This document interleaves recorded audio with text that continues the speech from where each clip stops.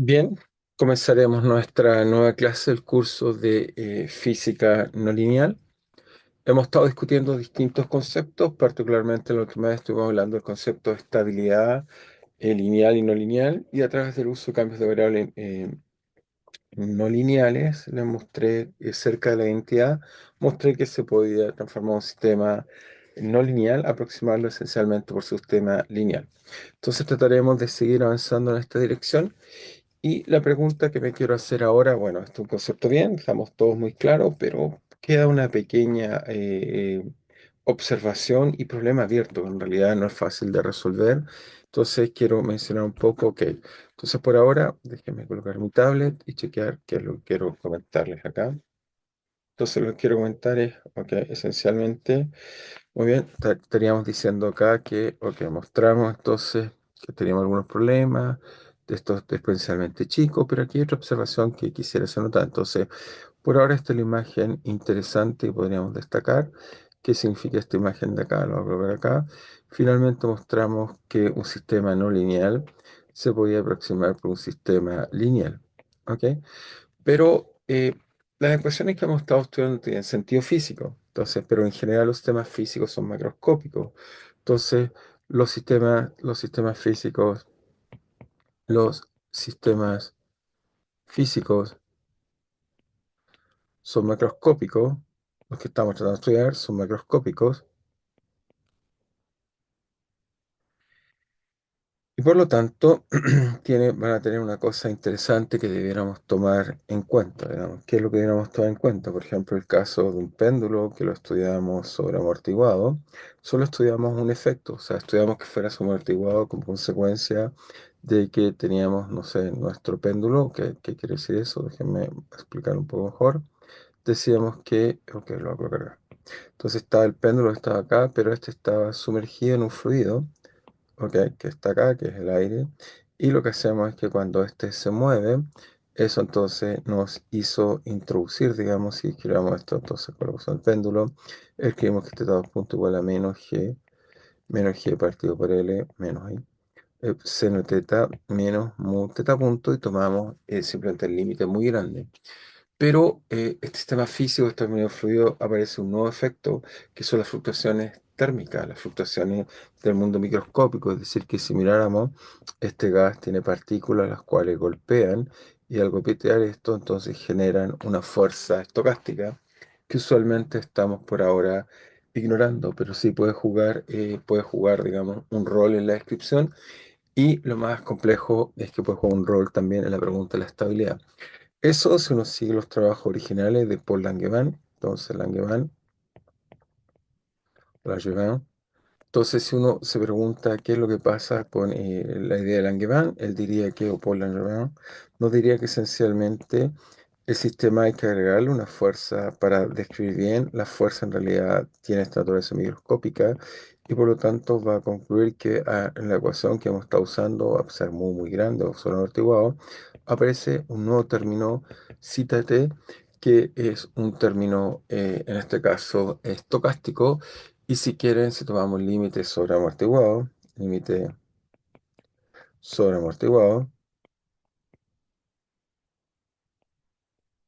lo único que cambiaría es que en este límite descubriríamos que ya hemos hecho teta de tau igual a menos GL seno de teta de tau, más ahora zeta sería función de tau.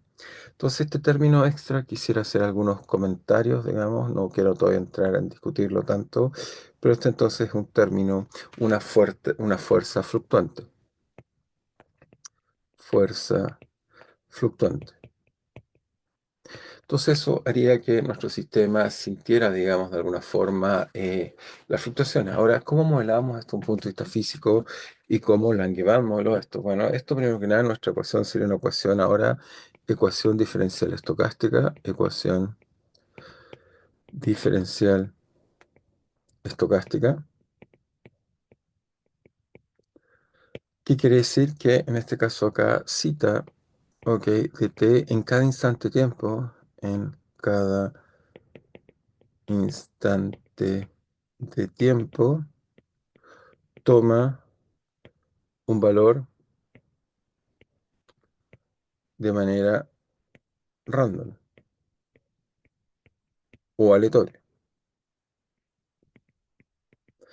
¿Eso qué significa? Significa entonces que cita va a ser escogido, si quieren verlo así, en cada instante de tiempo, a partir de una distribución. En el caso de Langevin, como estamos pensando en distribución, digamos, que viene fluctuaciones térmicas, vamos a tener siquiera una distribución gaussiana. Y vamos a tener una distribución gaussiana de esencialmente, vamos a decir que su ancho, esta gaussiana va a ser KT, tiene que ver con la temperatura, o si quieren verlo, la intensidad del ruido. Eso nos dice que, bueno, primero que nada, la cosa importante va a decir que el promedio, por supuesto, de un ruido sobre las realizaciones que tiene, o sea, este símbolo que está acá da cuenta de realizaciones. Promediamos sobre las realizaciones del ruido. Si miráramos esta variable en el tiempo, es una variable que, bueno, está haciendo todo el tiempo fluctuaciones muy complejas, porque es discontinua, no diferenciable, está tomando valores, digamos, en cada instante del tiempo de forma muy compleja. Estaríamos diciendo que hace cita de tau, ¿ok? Y lo que vemos es que, por supuesto, en promedio, esa es la primera cosa, dado que viene de una instrucción sorteada, una instrucción gaussiana, lo primero que podríamos decir de este sistema es que simplemente lo que va a hacer es que en promedio esperamos que cita de tau promediado sobre revisiones sea cero. Y lo otro es que si tomamos cita de tau y lo promediamos sobre cita de tau prima, entonces encontramos que esto va a ser simplemente kt delta de tau menos tau prima. ¿Qué significa esto? Significa que el sistema, por supuesto, cuando tomo dos instantes de tiempo, no están correlados. Es decir, el ruido toma valores independientes de lo que pasa en otro instante de tiempo. La primera cosa que me va a decir, esto dice que el ruido, el ruido toma valores independientes de los valores que toma en otro estado de tiempo. Toma valores independientes de valores que toma, ok, en otro instante de tiempo.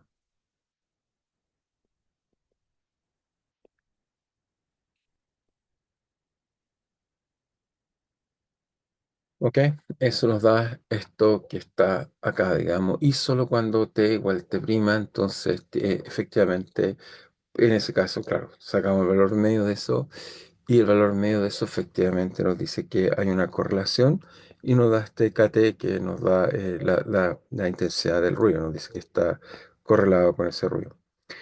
Ahora, ¿por qué esto es interesante y quiero discutir un poco acerca de esto? Bueno, como les dije, bueno, esto es una ecuación Langevin, una ecuación estocástica. No quiero todavía entrar mucho en detalle de ella, la discutiremos más, pero lo primero que quiero discutir es qué pasa con nuestra noción de estabilidad, que es lo que me preocupa comentar, que no alcancé a comentar la vez pasada. Entonces, lo primero es que si nos volvemos a la simulación, que voy a buscar dónde está la simulación, ahí la vi. Entonces, lo que vamos a tener es que, ok, acá tenemos el problema que estamos mirando. Esta vez tuve que colocar otra ecuación que tiene este A seno omega t, pero por ahora, si me permiten, haré que ese A es cero, lo ponemos cero, así que ya no está. Por lo tanto, tenemos un péndulo normal, o sea, si tuviera una condición inicial, por ejemplo, ahí, vemos que simplemente, bueno, hay disipación, la disipación la controlamos con mu. Si mu, en este caso, bueno, vale eso, pero podríamos hacerlos, podríamos tomar otro valor, voy a colocar que sea cero, por ejemplo. Ok, cero ahí. Entonces ahí podemos hacer que efectivamente, ahora sí el sistema es hamiltoniano, recobramos nuestro péndulo como toda la vida, así que damos condiciones iniciales y está bien. Ese es el péndulo. Ahora sí, disipación, obviamente las trayectorias van a irse a cero y estamos en límites sobreamortiguados, de hecho 6, 4, ya estamos bien, estamos en límite y estamos interesados en estudiar. Entonces damos una condición inicial y efectivamente está ahí, eso se va ahí. Y con esto déjenme construir la función trigonométrica que hemos estado estudiando para la discusión que quiero hacer ahora. Entonces, la pregunta es, ¿qué pasa si ahora esto de acá le colocamos fluctuaciones térmicas, que es o algo que te cuente las fluctuaciones térmicas? Entonces, primero volvamos a nuestro sistema. Quiero chequear que está funcionando bien. Ahí tengo una trayectoria. Ahora tenemos otra. Muy bien. Por aquí entonces debería estar el otro tractor. Muy bien. Entonces por aquí tenemos un tractor y me voy a alejar aún más. Entonces, pero bueno, lo primero es que quiero colocarle ruido, eso simplemente le pongo fluctuaciones térmicas y como ven, eso hace lo que vemos inmediatamente acá, las fluctuaciones, bueno, estoy aplicando si quieren muchas grandes fluctuaciones vemos que el sistema fluctúa. El primer problema que vemos es que, bueno, en nuestra dinámica unidimensional ahora no está completamente atrapada sobre la variedad. Vemos que las fluctuaciones inmediatamente adquieren un poco en la otra dinámica, es decir, que levanta el sistema dinámico de nuestra variedad que habíamos puesto al principio. Pero el segundo problema complejo que nos hace esto es que ya no tenemos la estabilidad sintótica. ¿Eso qué quiere decir? Que si hay una condición inicial, mira, por ejemplo acá, de una condición inicial, por supuesto, hay fluctuaciones, estas fluctuaciones convergen y decaen, pero se quedan en algo que es del orden del ruido. O sea, si se fijan ahí, hacemos perturbaciones, vemos que el sistema dinámico va, bueno, aquí lo podemos pasar hacia allá, vemos que hace ese tipo de cosas. Entonces, lo primero que vemos es que ya no tenemos esta idea de estabilidad asintótica, sino que más bien tenemos una especie de relajación hacia un equilibrio, pero el problema está si uno espera mucho, mucho tiempo, habría que esperar muchísimo, uno puede ver que el ruido, incluso para un tiempo muy grande, existe una probabilidad no nula, que incluso lo saque el equilibrio y lo lleve a otro equilibrio. Entonces, para ilustrar eso, déjenme colocar acá, bueno, un ruido muy grande, solo para que podamos ver este fenómeno bien. Voy a colocar, no sé, 20, veamos si es suficiente. Entonces, si ahora colocamos 20, fíjense que el sistema está en ese estado, está en ese equilibrio, y sin embargo, fíjense, a momentos puede fluctuar. Vamos a colocar aún más lejos. Voy a parar un segundo la simulación, quiero colocar una caja grande para que vislumbren bien lo que quiero mostrar. Entonces, el eje horizontal, voy a colocar 10 quizás hacia acá y menos 10 acá y 10 acá. Dale. Ahí estamos. El sistema está fluctuando ahí en esa región de ahí. ¿Ok? Y lo que quiero mostrarles es que, ok, está ahí, pero hay otro. Entonces, en este caso, si el ruido es muy grande, incluso las fluctuaciones son enormes. Pero lo peor de todo es que nos puede sacar, existe una probabilidad no nula que nos saque a otro atractor, quizás este ruido todavía no es suficiente grande para ocurrir el fenómeno, pero lo que yo esperaría es que podría pasar de este atractor a otro atractor. Por ejemplo, ahí estoy muy cerca de pasar, esperemos un poco más, a ver si esto ocurre espontáneamente, pero quiero convencerlo entonces que no es tan simple, digamos. Voy a arreglar esto un poco más para que sea más obvio la discusión. Fíjense ahí casi se dio vuelta el pi, todavía no. Ok, solo quiero jugar acá, pero mi mouse no es muy bueno. Ok, ahí sí, ya está. Entonces ahí tenemos una trayectoria, estamos fluctuando en torno a él. Pero fíjense que existe, bueno, todavía está, entonces podríamos identificar que está en cero, pero voy a hacer un poco más grande el ruido, solo para permitir que sea más posible lo que quiero hablar. Entonces estamos en él, fíjense, pero podría el ruido incluso lanzarnos, ahí nos lanzó, por ejemplo, ahí nos volvió a lanzar, cada vez que pasa eso, se pasa de atractor, de hecho el sistema ahora va en un tractor, a otro tractor, a otro tractor, a otro tractor. Entonces, con ruidos muy complejos, ¿cómo definimos qué significa ser estable? Obviamente, para ruidos muy pequeños, la noción de estabilidad se parece a nuestro sistema. A pesar que la fuerza en promedio es cero, las grandes excursiones me permiten pasar de un equilibrio a otro equilibrio. Entonces, es bastante difícil definir el equilibrio. En este caso, uno podría decir, bueno, el sistema, puedo definir, tiene una distribución de probabilidad y yo podría definir el equilibrio en esta distribución de probabilidad como el equilibrio, pero si uno espera el sistema está todo el tiempo abarcando, digamos, los distintos atractores, uno podría definir que el máximo de probabilidad, pero en general va a ser un problema complejo porque encontrar la probabilidad de equilibrio requiere mucho tiempo. Entonces, como ven, el problema se vuelve un problema un poco más complejo y la noción de estabilidad, por ejemplo, se vuelve más complicada. Así que por ahora seguiremos usando nuestra noción determinista y físicamente, claro, uno dice, pero ¿y físicamente qué pasa? Siempre hay ruido. Sí, pero el ruido que hay no es tan grande como el que estamos viendo ahí. Por ejemplo, un ruido razonable debería ser ese que vemos ahí. Y efectivamente existe una probabilidad de que esta trayectoria se dé vuelta, pero el ruido es tan pequeño o la probabilidad de eso ocurra es tan pequeña que en la escala donde nos hacemos preguntas no vemos eso. Por lo tanto, efectivamente, el sistema dinámico queda cualitativamente bien descrito por una dimensión. Entonces, ok, no tenemos nuestra definición asintótica, primer problema. Efectivamente, existen trayectorias estocásticas, diversas estocásticas que acercamos al rector, nos va a sacar y llevar a otro tractor, cosa que no veíamos en el sistema determinista, y eso nos genera problemas. pero en la práctica podríamos decir que gran parte del tiempo está acá o la distribución de probabilidad tiene un máximo de encontrar el sistema acá. Pero sin duda es un problema más complejo definir qué significa un equilibrio estable en ecuaciones estocásticas. Entonces dejo abierta la pregunta, uno puede hacer distintas definiciones, pero yo diría que aún es un problema que hay que definirlo con cuidado porque uno podría pensar, la noción de equilibrio tiene que ver con t infinito, pero con t infinito deberíamos esperar que el sistema tenga una probabilidad, en este caso, em, una probabilidad estacionaria. Sin embargo, esto es un potencial periódico que llega justo hasta infinito y por lo tanto nunca encuentra esa probabilidad estacionaria. También entonces genera dificultades como definir equilibrio en este tipo de sistema. Así que en la práctica, desde un punto de vista físico, diríamos que, ok, una escala de tiempo suficientemente grande, si la trayectoria se mantiene en torno a una región, entonces en teoría podemos decir que el equilibrio es estable. ¿Ok?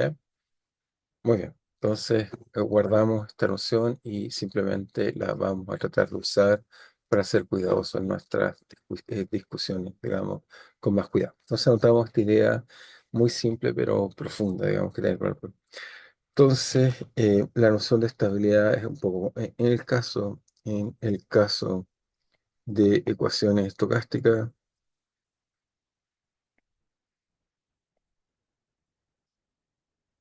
la definición asintótica pierde sentido porque uno va hacia un atractor, pero se queda fluctuando del orden del Rubenel, así que no se va a cero. ¿Ok? Uno puede decir que en promedio se va a cero, pero a veces hay grandes fluctuaciones que mide a otro lado. Así que, en caso de ecuación estocástica, la definición asintótica no es adecuada.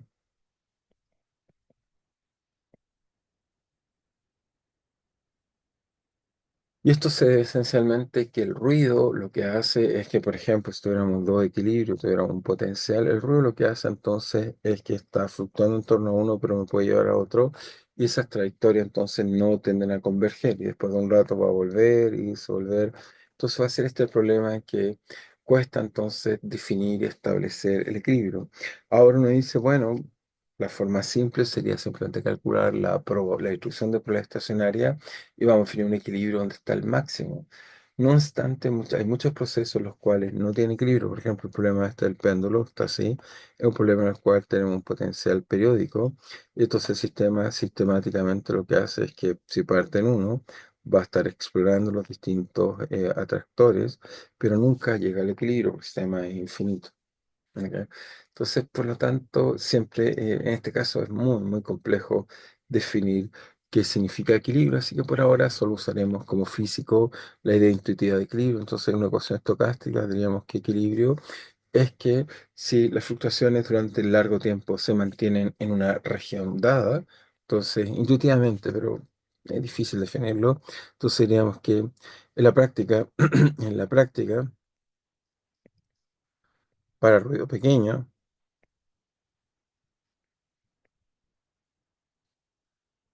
diremos, y voy a decirlo con mucho cuidado, con estas comillas, diremos estable si las fluctuaciones se mantienen mucho tiempo, si las fluctuaciones se mantienen mucho tiempo en torno al equilibrio. Ahora, el tiempo característico que se van a ir es simplemente lo que llamamos el tiempo de Kramer, y por supuesto estamos subiendo el tiempo de Kramer, es mucho más grande que el tiempo que estudiamos el sistema, tiempo de estudio del sistema. Entonces eso nos permite un poco resolver y entender este problema un poco más con cuidado. Muy bien, entonces ahora quiero movernos a otro concepto muy interesante, digamos, es un concepto importante que llamamos bifurcaciones. Esta idea es de Poincaré. Entonces, bifurcaciones, uno típicamente no se imagina un camino, o sea, la idea de Poincaré es muy intuitiva, uno tiene un camino y uno bifurca en dos caminos, eso uno llama una bifurcación usualmente. Bueno, esta misma idea Poincaré la entendía así, simplemente que para él una bifurcación es un cambio sustantivo en la dinámica del espacio-fase. Aquí vemos cómo está acá y acá es distinta un poco la geometría. Y Poincaré simplemente diría una bifurcación, ¿ok? Una bifurcación es un cambio cualitativo de la dinámica. Eso lo llamaríamos una bifurcación. Entonces, pero dice, pero ¿cómo un cambio cualitativo de la dinámica? Por supuesto, las bifurcaciones tienen que ver, la idea esencial tiene que ver con que, ok, hasta ahora no hemos jugado un sistema dinámico, se escribe en f de x, coma, lambda, donde lambda son los parámetros. Entonces, si yo no cambio nada, no va a haber un cambio cualitativo, pero al cambiar es posible que al cambiar lambda cambie el comportamiento cualitativo.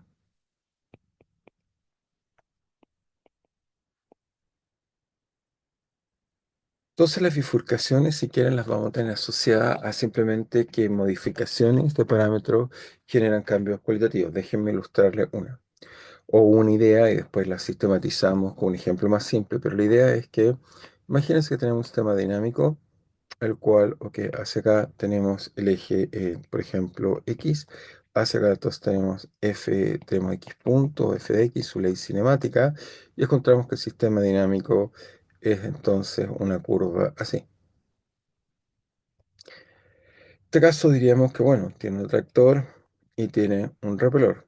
No obstante, si cambiamos los parámetros un poco, por ejemplo, sería lambda cero, pero si yo coloco un nuevo lambda, podría ocurrir lo siguiente, que esto se mueve acá, esto queda acá, y ahora acá tenemos nuevos atractores. ¿Ok? Entonces, ahora tendríamos el problema que aparece, ok, este punto acá se vino acá, acá aparece un atractor, y acá también tenemos otro repelor, y por lo tanto, entonces, ¿qué diríamos? Bueno, diríamos en este caso acá que apareció una nueva tiene atracción en el sistema. Entonces, al mover el parámetro, cambiamos porque, ok, mantenemos cualitativos los que estaban antes o no se modificaron, está este y este. Sin embargo, aparecieron nuevos puntos de equilibrio y por lo tanto, nuevos atractores, nuevas tiradas de atracción y eso genera un cambio cualitativo en la dinámica. Eso entonces es lo que vamos a llamar una bifurcación, algo que al mover el parámetro simplemente tenemos, digamos, algún tipo de cambio. Entonces, déjenme ilustrar esto de manera un poco más simple, digamos, con un ejemplo bastante general y espero mostrarle un poco esto. Entonces usamos lo que llamamos, déjenme hacer una bifurcación, que le voy a poner un nombre al tiro, pero por mientras vamos a un ejemplo. Ahorita con una de bifurcaciones quizás más simple, bifurcación, y la bifurcación que vamos a estudiar la que llamamos silla nodo o saddle node. ¿Ok? Esta bifurcación, lo que va a hacer, esta bifurcación se caracteriza por la creación de equilibrio.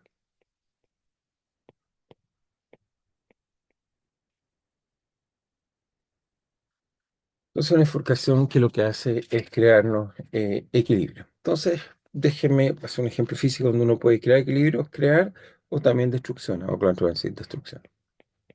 Obviamente, la creación o destrucción es simplemente el sentido en cómo vemos las cosas. Entonces, podemos considerar, por simplicidad, siguiente ejemplo,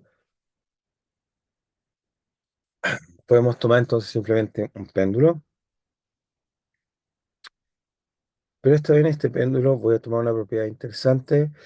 Está el péndulo acá, y lo que voy a hacer es que el péndulo, déjeme, lo voy a colocar esta vez de esta forma. Entonces voy a permitir que el pivote está acá, pero entonces tenemos el péndulo acá, pero voy a suponer que sobre el péndulo se aplica una fuerza de torque constante. ¿Ok? Un supuesto, hermano, no tiene nada profundo bajo el sol, solo creemos que el sistema está sobreamortiguado, por lo tanto colocamos, digamos, allá aire, que sea. Y entonces, si uno escribe las ecuaciones entonces de movimiento, este péndulo, uno y está sobreamortiguado, uno escribe sobre el punto igual a menos g partido por L seno de teta, y además en este caso agregamos un torque. Entonces, ¿qué es lo que hace el torque en este sistema dinámico? Bueno, lo que uno diría es que, bien, para torque cero, ¿ok? Lo que diríamos es simplemente que tenemos seno menos seno, se lo conocemos, y por lo tanto la dinámica sería algo así. Ya la hemos hecho más de una vez. Entonces acá tenemos equilibrio inestable, estable, inestable, estable, etc. Sin embargo, ahora si cambiamos tau, lo que va a pasar es que esencialmente ahora los equilibrios nos satisfacen la nueva función que hay que graficar es esta, y por tanto eso lo que hace es que nuestra función seno se traslada. Es decir, que eso es equivalente a que movemos la curva, por ejemplo, hacia arriba o hacia abajo. Y al mover la curva hacia arriba y hacia abajo, vemos que, por ejemplo, nuestros equilibrios, en este caso acá, se empiezan a acercar. ¿Ok? Y los otros, por supuesto, se están alejando. Pero entonces vemos que los equilibrios se acercan. ¿Eso qué quiere decir?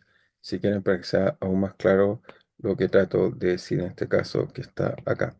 Entonces, lo que está pasando es que cuando el torque era cero, los equilibrios que tenía el sistema eran muy fáciles. Era equilibrio estable, era el péndulo hacia abajo, equilibrio inestable, péndulo invertido. Cuando tau, por ejemplo, es positivo, y quiere decir distinto de cero, entonces en este caso lo que va a pasar es que el sistema va a tener dos equilibrios, va a ser este equilibrio que está acá y este equilibrio que está acá. Por supuesto, este estable, este inestable. Simplemente si el torque, el sistema siente, va a ser el balance entre, en este caso, el torque que está haciendo, se está aplicando el sistema y la gravedad. Va a ser estas dos fuerzas que van a competir y nos va a dejar un equilibrio como ese que está ahí. Y lo entretenido que a medida que aumentamos el torque, por supuesto, cada vez que hacemos el torque más grande, esos equilibrios se acercan más. Es decir, que si considero un tau aún más grande, la imagen intuitiva que tendríamos es que el sistema entonces tiene algo aún más grande. Que déjenme, se me olvidó hacer esta raya que está acá. Entonces, en ese caso, veríamos que el equilibrio inestable se va acercando al equilibrio estable. ¿Ok? Y eso sería para un tau, digamos, este cero T1, tau 1 mayor que T0. Y lo entretenido es que va a haber un valor crítico en el cual estos dos equilibrios se tocan. ¿Ok? ¿Y cómo eso ocurre? Bueno, en este caso es muy simple. Eso ocurre cuando esta curva de traslación coincide y aquí entonces tendríamos un equilibrio estable y inestable. Tendríamos una silla, como ya lo habíamos discutido. Tendríamos un punto silla, y este punto silla, bueno, analíticamente corresponde cuando no hay punto de equilibrio, y eso cómo se logra, bueno, se logra cuando teta punto, cada punto de equilibrio es cero, me queda menos g partido por l, seno teta más tau. Entonces eso me dice que los teta de equilibrio son tales que seno de teta es igual a tau partido por, en este caso, g por l. Ahora, esta función trigonométrica solo tiene soluciones en este sentido, soluciones en este problema, mientras y cuando este número sea menor, perdón, o un módulo menor que uno. Cuando es igual a uno, estamos en una situación crítica, entonces cuando tenemos que tau crítico es tal que multiplicado L por G es igual a uno, y entonces eso nos da que el tau crítico es G partido por L, que es obvio que simplemente nos está diciendo que el torque es igual a la fuerza de gravedad. En ese caso estamos en la situación tau crítico. ¿Ok? Y lo interesante es que si siguen mirando el gráfico, es que si aumento aún más el torque, el sistema dinámico deja de tener equilibrio. Y por lo tanto, aquí sí tenemos un cambio cualitativo. Es decir, que mientras el sistema dinámico tenía la forma que estaba acá, cualitativamente siempre estaba más cerca, las tiene de atracción se achican, por supuesto, hay un cambio, pero es un cambio cualitativo. No obstante que cuando hacemos que tau sea igual a g partido por L, en ese caso no nos quedan equilibrio y ahora el sistema dinámico esencialmente lo que haría es una imagen como la que está acá, es decir, que las trayectorias, si ahora las graficamos, sería así. Tendríamos t, colocamos hacia arriba, si quieren, teta punto, veríamos que entonces el seno está por acá arriba Y simplemente el sistema dinámico lo que haría en este caso es que en esta zona acá simplemente iría lento, aceleraría, lento, aceleraría. Las trayectorias se moverían hacia un lado sin ningún problema y no habría equilibrio. Así que el sistema en este caso lo que va a hacer, físicamente uno dice, ¿qué pasa con el péndulo en esta región de acá? Bueno, lo que pasa es muy simple. El péndulo se va a meter en un estado que llamaríamos libración, va a estar todo el tiempo dando vueltas y no pararía, simplemente estaría así. Cuando el torque es muy grande, ya no hay equilibrio y este gira y gira y gira y gira y gira y gira y gira. Entonces tenemos este problema de que el sistema ya no estaría de alguna forma acotado y que es lo que vemos y por lo tanto y tampoco tendríamos equilibrio. ¿Ok? Esto es lo que llamamos una bifurcación de tipo saddle node.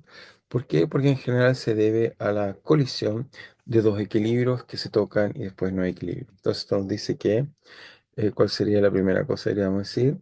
Bueno, esta inestabilidad, esta bifurcación, que también es una estabilidad por la solución, bueno, la solución pierde estabilidad y deja de existir. De hecho, la bifurcación, esta bifurcación da cuenta de la colisión de soluciones. Es decir, uno tiene una colisión de soluciones y ya no hay más solución, digamos. El sistema dinámico pierde y ya no tiene más soluciones que ofrecer. Por lo tanto, en este caso, da vueltas y vueltas y va a ser característico, vamos a ver que muchos sistemas lo que hacen es perder soluciones. Ahora un punto de vista, como lo vimos en la primera imagen, lo podemos ver al revés ahora, de la curva roja a la curva negra. Es claro, esto nos muestra que en realidad la desaparición de una solución se entiende, por ejemplo, un punto de vista de las raíces, como simplemente las colisiones de dos raíces. Cuando colisionan dos raíces, por ejemplo, reales, se meten y entran en el plano complejo y dejan de existir en el mundo real. Bueno, esta imagen muy, muy simple es la que tenemos exactamente acá. Tenemos soluciones que uno observa y estas soluciones desaparecen, digamos, cuando uno cruza esta bifurcación. Así que vamos a ver que esto es una bifurcación muy general y quiero un poco que la entendamos, entonces les quiero un poco ilustrar algunos ejemplos, digamos, de bifurcaciones tipo esa del NOT y cómo describir un poco mejor. Por aquí tengo un ejemplo físico un poco distinto. Dejen mostrarles, bueno, voy a mostrarles, dejen compartirlos con ustedes, lo que yo llamo la partícula ok, de Chinnikov. Acá está, o el plano Chinnikov, el partícula Chinnikov, aquí está. Entonces déjenme sacarlo acá. Este es un ejemplo que me gusta mucho, vamos a sacarlo. Es un ejemplo en el cual uno puede mostrar que hay un saddle knot muy complejo, pero simplemente hay que ilustrarle que tiene un saddle knot. Entonces se llama partícula, le llamamos partícula de Cherenkov. Déjame ver si la encuentro por ahí. Debe estar por acá. No, acá está. Veamos si es esta la partícula. No, está justamente, ¿no? Dice Cherenkov. No, esta es otra partícula Cherenkov. Entonces déjenme contar la partícula de Cherenkov. Un intento más. Acá está. Aquí ya me Cherenkov. Bueno, estas son las ecuaciones de movimiento, sistema dinámico. Voy a mostrar un poco las trayectorias, un poco más general, digamos. Eh, Aquí está. Voy a dejar que lo vean primero. Entonces, lo que tenemos acá, bueno, un ejemplo bastante interesante, el sistema dinámico hace comportamientos bastante complejos. Voy a hacer cero, primero lo veamos bien. Ok. Bueno, lo voy a inclinar un poco para que lo veamos bien. Esto es una vara que está girando y se le coloca una partícula. Entonces, cuando esta partícula, bueno, está moviéndose, vemos que hace estas cosas entretenidas de que se acerca, se aleja, se acerca y se aleja. Ahora, lo divertido es que este sistema tiene un punto de equilibrio cuando la barra gira muy fuerte, se puede compensar con la fuerza de gravedad. Entonces tenemos, en este caso acá, bueno, ahí ven, el sistema dinámico tiene un equilibrio, que está en este caso ilustrado ahí. Voy a tratar quizás de verlo un poco mejor. Ok, está un poco por ahí, pero es un equilibrio simplemente del sistema. Y lo que uno puede hacer, digamos, es que simplemente empujando más fuerte o menos fuerte uno puede modificar esto. En este caso, por ejemplo, el giro se controla con el W. hay un W por aquí. Veamos dónde está acá en las ecuaciones. Si es que tenemos acceso a CW, está haciendo esto gire. ¿Ok? Entonces, este caso es W, ¿sí? W0, pero no veo en los parámetros, ¿sí? Pero tenemos este acá, supongo que este FD es el forzamiento W para poder jugar. Aquí vale 7, podemos colocar un poco más grande, 10, veamos qué hace. A un giro más fuerte y se fijan ahora el sistema se cambió de equilibrio y está subiendo a una nueva posición de equilibrio. Muy bien. Entonces, este sistema, como ven, tiene un balance entre la gravedad, obviamente el sistema dinámico está en más dimensiones, pero lo puedo hacer sobre amortiguado. El sistema dinámico, o sea, una ecuación inicial, converge al equilibrio que están viendo ahí. Ya explicaré un poco las ecuaciones y trataré de entenderlo, en qué sentido ven que esto funciona. Y lo interesante es, ¿dónde está el sine node? Bueno, tengo esta solución. Si miran bien, el espacio fase, dejé mostrar por aquí, hay un equilibrio por acá, tiene que haber por aquí en algún espacio un punto de equilibrio inestable. Veamos dónde está, ahí lo vemos. Vemos que hay un punto en el cual hiperbólico las trayectorias de alguna forma se alejan por un lado y se van para el otro lado, así que por aquí hay un punto inestable.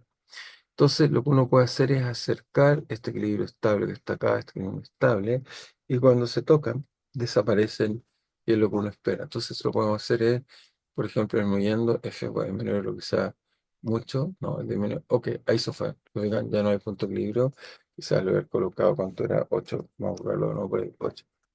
Entonces, da una condición inicial, y ahí tenemos el punto de equilibrio estable, veamos dónde está, ahí está, ahí vemos que converge su punto está acá. Pero a medida que vamos disminuyendo este parámetro hasta acá, pero se lo vamos un poco más suave. Ops. Ok, déjeme ver, voy a cambiarlo así mejor. Voy a cambiar de esto, vaya de 1 a 8, si es más fácil. Y entonces, ok, entonces ahora sí tenemos 8K. Entonces cuando coloque aquí, tenemos 8 y entonces podemos partir y dar una condición inicial acá. Y eso debería converger, digamos, ok, a nuestra solución. Muy bien. Entonces, ahora lo que voy a hacer es que puedo disminuir suavemente esto, por ejemplo, un poquito menos, 7, algo, y vemos que el equilibrio persiste, se debe mover, se debe simplemente ajustar, voy a borrar acá para que se vea bien, está por ahí, lo podemos marcar para poderlo ver mejor, que lo marco, lo voy a colocar una traza que me permita verlo un poco mejor, ahí está, voy a cambiar de nuevo un poco el equilibrio. Y fíjense, ahí pasamos a él. Ya cuando lo pasé, ups, ya no hay más solución. La partícula siempre está, o sea, que está girando, cae y se va a infinito. No hay que afirmar normal, porque si esto no gira, es una barra inclinada, creo que una partícula, que es un anillo, se caería simplemente. Pero esto está girando, aparece esta fuerza, en este caso centrífuga, que lo tira hacia arriba, eso compensa la gravedad y encuentra el equilibrio que estamos viendo. Pero voy a volver sobre él una vez que lo logremos explicar un poco más lo que estamos discutiendo. Pero entonces déjenme voy a volver a la tablet para un poco analizar con más cuidado nuestra discusión, digamos, qué es lo que estamos haciendo. Entonces estábamos mirando, ok, vuelvo acá. Entonces, muy bien, entonces estábamos viendo que había este punto de equilibrio, simplemente les mostré un ejemplo que voy a volver sobre él, pero antes de eso quisiera discutir un poco de la universalidad de este problema que tenemos acá, digamos. ¿En qué sentido la universalidad?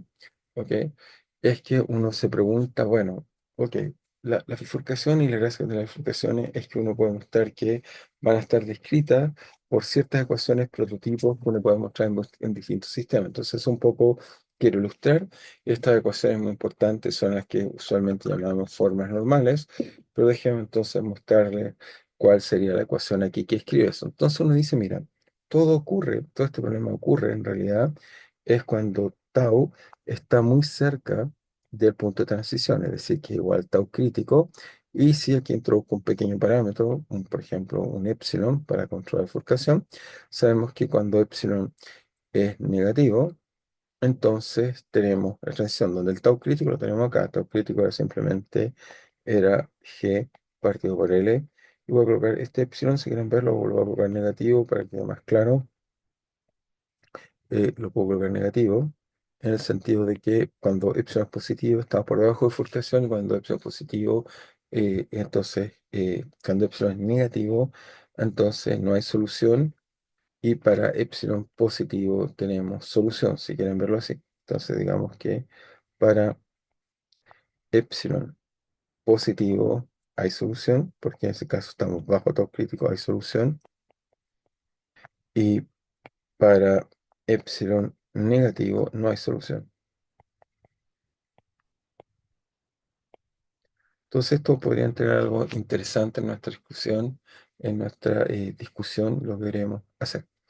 Entonces, ¿cómo podemos entender esto mejor? Bueno, podemos hacer un análisis de dinámica local, es decir, colocar teta igual al ángulo de equilibrio, un teta cero que satisface el equilibrio, seno de eso es igual al torque, y colocamos entonces x de t, una variable mucho menor que 1.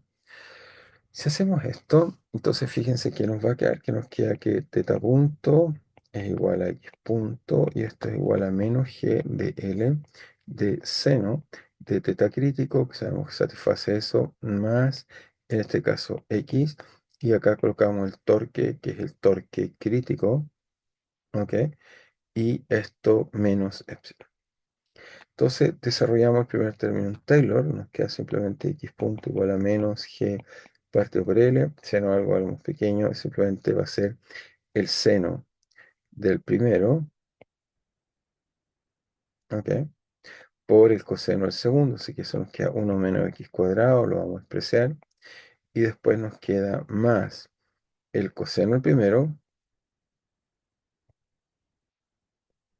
por, en este caso, el seno del segundo, y eso lo aproximamos por x, y nos queda más tc por menos epsilon. Bueno, sabemos que, bueno, voy a expresar los términos cuadráticos. También voy a usar el hecho que eso y eso es solución, o sea, el teta crítico lo construye de tal forma que menos GL seno de teta crítico es igual a tau c. En este caso nos daría la solución, digamos, que el sistema está en la ecuación que dijimos de equilibrio. Y luego el sistema que nos queda como, que nos da, digamos, eh, que nos da como solución o no solución, porque eso nos daría simplemente el sistema evaluado en el punto crítico, digamos. Nos tiene que dar simplemente cómo el sistema se comporta en torno a él, digamos. Ujú. Veamos entonces cómo se comporta el sistema en torno a la posición crítica que estamos, digamos, viendo.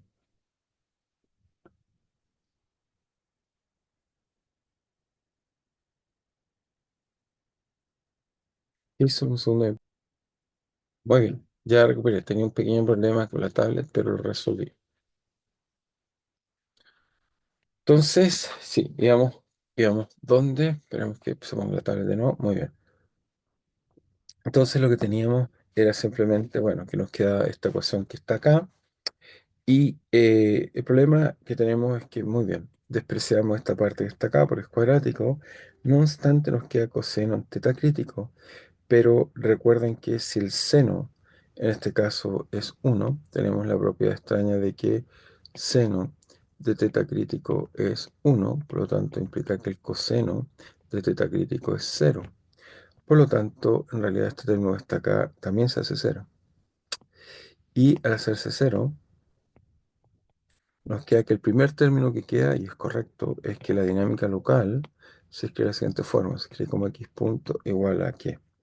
A menos g partido por L seno de teta crítico más x cuadrado medios. Y en este caso nos queda menos epsilon. Entonces, obviamente, seno de teta crítico vale 1, ya lo vimos, así que esto nos queda, la siguiente ecuación nos queda x punto igual a g partido por 2, en este caso L, por x cuadrado menos epsilon. Usualmente lo que nos conviene siempre cuando vamos a escribir ecuaciones universales es tratar de escribir de una forma que sea lo más adimensional posible para que sea cómodo de análisis y lo hacemos. Es decir, que en este caso puedo cambiar x si quieren por u, una nueva variable, y voy a escoger que u sea tal que me pueda eliminar eso que está ahí. Por ejemplo, si lo escribo como 2L partido por G, fíjense que Esto simplemente dice que x punto se va a transformar en 2LG punto, ok, muy bien, igual a g partido por 2L por 2LG por 2LG por U menos epsilon.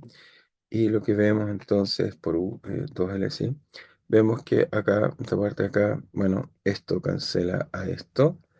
Y después se simplificó por este término que está acá, nos queda simplemente que, en este caso, es que algo muy simple, nos dice simplemente que U punto es igual a U cuadrado menos, ¿qué cosa? G. Hay un L por ahí que se nos quedó G. Entonces nos queda simplemente G partido por 2L epsilon.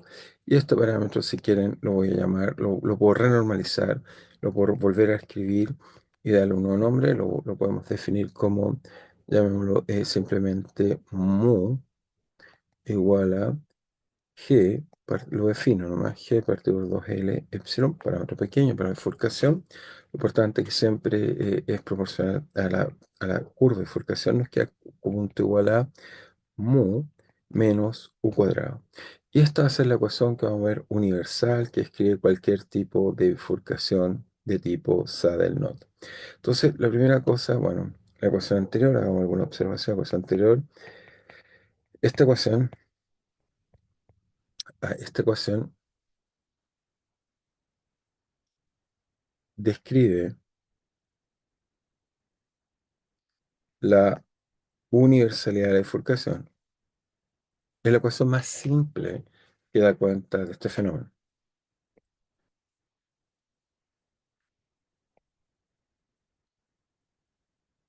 Otra cosa interesante, se mira mu es proporcional a epsilon, es g partido por 2L por epsilon. Pero epsilon, por otro lado, si uno mira cómo definimos epsilon, epsilon viene de acá. Epsilon en realidad es simplemente t menos t crítico, es decir, que uno calcula el torque. Epsilon en realidad vale, si quieren verlo así, vale, según esta definición que está ahí, lo puedo reemplazar de ahí, vale el torque crítico menos el torque. Y por otro lado, este parámetro que está acá, G partido 2L, no sé si se recuerdan, era el torque crítico. O sea, lo teníamos definido acá. Por lo tanto, encontramos G partido por L el torque crítico. Entonces G partido por L lo llama el torque crítico o el inverso. Tiene que ser dimensional. Es G partido por L, ¿sí? Y acá me quedo L partido por G. G partido por L es el torque crítico. Solo quiero chequear que no me haya equivocado. Entonces, no, bien. Esto me quedaba bien, lo definimos así. Solo quiero chequear que no me haya equivocado. Porque, bueno, para que quede más bonito la expresión, simplemente nos queda G partido por 2L. Solo quiero chequear que no sea el inverso. Me queda, solo quiero chequear acá, solo déjeme un segundo chequear. Entonces, ¿está bien? Nos queda eso que está ahí. Y este es el parámetro que vamos a dimensionalizar, así que definimos muy bien 2L partido por G. Perfecto. Y nos quedó 2L partido por G, por lo tanto hacia acá va G partido por 2L. Muy bien. Hasta ahí vamos bien. Y definí el mu así. Ok. Bueno, parece ser que nos da bien eso que está ahí. Es decir, que nos dice que el torque crítico es G partido por L. Ujú. Y por lo tanto, esta expresión nos diría que es proporcional, bueno, opción que se debería mencionar, es igual a el torque crítico por el torque crítico menos tau. ¿Ok? Yo habría esperado que fuera por el inverso, porque fuera dimensional, pero no veo dónde me equivoqué en la definición. Espero no haberme equivocado, pero lo acabo de revisar mentalmente. Y me parece que es correcto lo que hice, pero ok, solo quiero chequear, no me haya faltado, pero no, me parece que queda bien como lo escribí. Muy bien, nos queda así. Bueno, no dimensioné el tiempo, solo quizá, ok, sí tiene poder de dimensiones, está bien. Entonces nos queda esta ecuación que está acá, que es muy simple, uno puede decir, pero ¿y por qué nos quedó esta ecuación que está acá? Digamos que parece ser importante en nuestra descripción. La razón profunda por la que nos queda esta ecuación es porque uno dice, es una parábola. Y claro, si uno mira el problema, en realidad, en el caso de acá, Lo que está pasando es que el sistema localmente, al aproximarlo, por supuesto, es una función trigonométrica, pero toda la dinámica de la bifurcación podemos vernos que nos da cuenta una parábola. Entonces, notemos esa observación. Esa observación. Entonces, nuestro problema, si quieren verlo, lo voy a colocar más general acá. Lo que estamos viendo es que todo esto se debe a que un máximo que está acá, aparece un máximo cruza el eje, pero eso localmente siempre podemos pasar una parábola, y eso es lo que está haciendo el sistema dinámico, o sea, nos aproxima la otra función, siempre son senos o cosas así, pero el sistema dinámico localmente está aproximando por epsilon menos u cuadrado, da cuenta de la universalidad. Basta esta parábola, la cual me va a decir que hay equilibrios o no estables e inestables, respectivamente, en el sistema en cuestión. Sí que encontramos que tenemos esta ecuación tipo, digamos, parábola, que da cuenta de la solución. Entonces, interesante, lo primero que uno puede contar de esta ecuación que está acá es que nos dicen equilibrios de esta ecuación, equilibrios de la ecuación u punto igual a mu menos u cuadrado. Lo primero que podemos ver es que los equilibrios son tales que u es igual a raíz de mu. Por lo tanto, si coloco un eje ahora, no lo que voy a mover es el parámetro de bifurcación, que es mu. Entonces dije un concepto importante, lo explico inmediatamente. Vemos que hay dos equilibrios. Hay un equilibrio, en este caso, vemos que hay un equilibrio inestable y hay un equilibrio estable en el sistema. ¿Por qué? Porque nos paramos acá, sabemos que el de acá es el estable y el otro inestable. Es decir, que en este eje de acá estoy colocando equilibrios U0, llamémoslo, y vemos que uno es inestable y el otro estable. Varias cosas debería decir de esta discusión.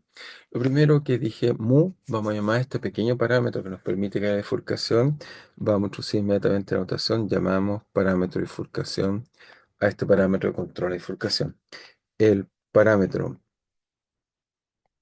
pequeño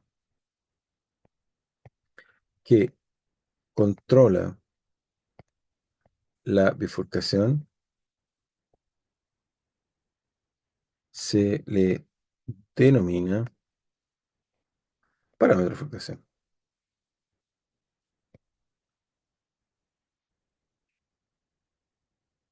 Lo primero que podemos aprender trivialmente de este modelo muy minimal.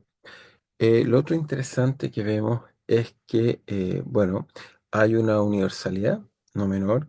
Es que esto me dice que como función del parámetro de bifurcación, hagamos la función, como función del parámetro de bifurcación,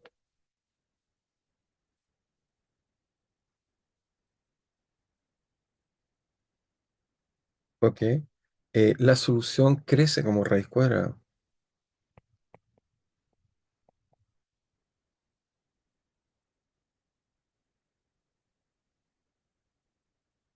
Entonces eso me dice que en un experimento, si estoy midiendo algo, si tuviera algún parámetro, llamémoslo gamma mayúscula, y estoy midiendo alguna cantidad, si hubiera un saddle node, lo que descubriríamos es que esta solución existe, y cuando desaparece, típicamente desaparece con una raíz cuadrada. En los experimentos no tenemos acceso a las soluciones negativas, pero lo característico va a ser que la solución va algo así como la solución que uno está estudiando va como el parámetro. En este caso, bueno, la solución existe cuando es positivo, ¿ok? Entonces hay un valor crítico acá, llamémoslo gamma crítico, entonces a partir del cual simplemente cuando gamma es mayor que este gamma crítico existe, pero lo más importante es que aparece un exponente, un medio, que caracteriza esta bifurcación. ¿Ok? Entonces, esta bifurcación tiene un exponente crítico como función del parámetro de bifurcación. Entonces, como función del parámetro de bifurcación,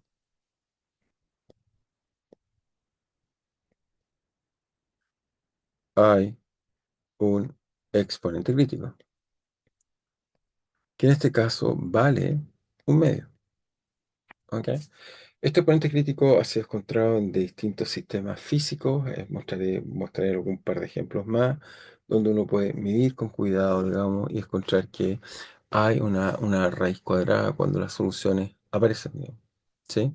Eso es una cosa muy, muy interesante, y trataré de mostrárselos con sistemas físicos concretos, pero hay más cosas universales quiero discutir esa, ¿no? De ejemplos, pero creo solo para ir respetando que no nos vayamos atrasando, desfasando entre la preparación y las clases, mostrar eso, pero efectivamente puedo mostrar un ejemplo más general, un ejemplo físico, les voy a mostrar cómo uno tiene soluciones y cómo ve que desaparecen, pero eso se los contaré quizá en clase o en un video en nuestra próxima clase. Así que nos estamos viendo, solo quiero tratar de mantener eh, una sincronía entre la preparación de las clases y las clases que les estoy haciendo. Nos vemos entonces, cuídense y nos vemos prontamente.